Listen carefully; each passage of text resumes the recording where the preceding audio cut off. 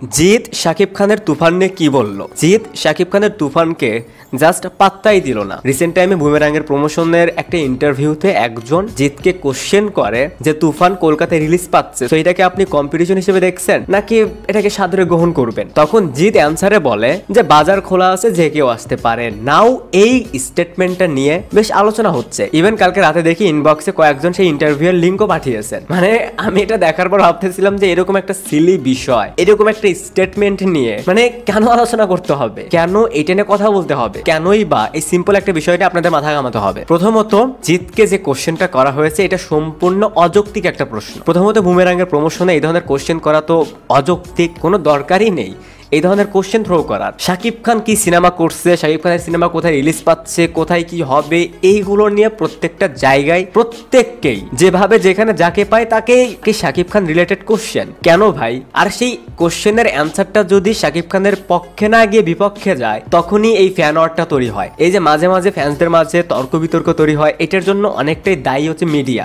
Recent টাইমে মালেক আফসারির একটা স্টেটমেন্টের কারণে অনেক কিছু হয়ে গেছে, সেটা আমরা থেকে শুরু করে কলকাতার ইউটিউবাররা জাস্ট ধুয়ে দিয়েছে।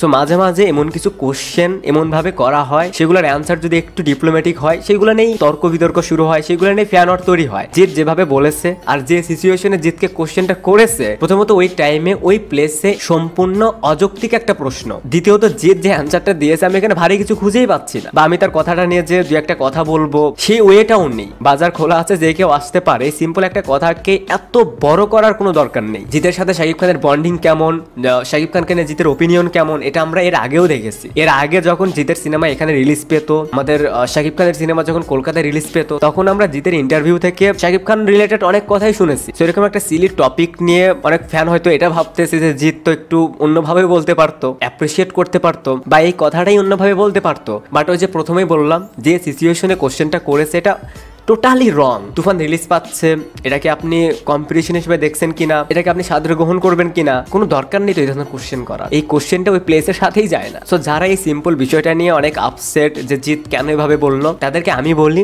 এটা কোনো বিষয়ই না। এর চেয়ে বড় কথা, শাকিব খান এখানকার সুপারস্টার, তার সিনেমা কোথায় রিলিজ পাবে, তার সিনেমা নিয়ে কে কি ওপিনিয়ন দিল, তার সিনেমা নিয়ে কে কি স্টেটমেন্ট দিল, আই থিঙ্ক এইগুলো নিয়ে মাথা ঘামানোর কোনো দরকারই নেই। এমন নয় যে একজনের কথার উপর ভিত্তি করে সেই সিনেমাটা চলবে না, বা একজনের কথার উপর ভিত্তি করে সেই সিনেমাটার হাইপ কমে যাবে, এটা কিন্তু একদমই না। যার যার সিনেমা তার তার স্টারডমের উপর চলে, কারো কোনো ওপিনিয়নে কোনো কিছু যায় আসে না। সো এটা খুবই সিম্পল একটা কথা। শাকিব খানকে নিয়ে জিতের কি ওপিনিয়ন, আপনি যদি পুরোনো ইন্টারভিউগুলো দেখেন, আই থিঙ্ক আপনি অ্যান্সার পেয়ে যাবেন। আর আবারও বলতেছি, কিছু মিডিয়া, কিছু রিভিউয়ার, মানে কোনো কি দরকার ভাই? মানে সব জায়গায় শাকিব খান কেন? মানে বুমেরাঙের প্রমোশন চলতেছে, সেইখানে শুধুমাত্র সেই রিলেটেড কোশ্চেনই থাকবে। ইভেন ওইখানে দেব প্রসেনজিৎকে নিয়ে কোশ্চেন থাকবে, শাকিব খান কই থেকে আসে? এটা তো আবারও বলতেছি সম্পূর্ণ অযৌক্তিক একটা প্রশ্ন। তো এই ছিল ওভারঅল বিষয়টা নিয়ে আমার ওপিনিয়ন। জিতের এই কথাটা নিয়ে আপনাদের কি ওপিনিয়ন সেটা অবশ্যই কমেন্টসে জানাতে পারেন।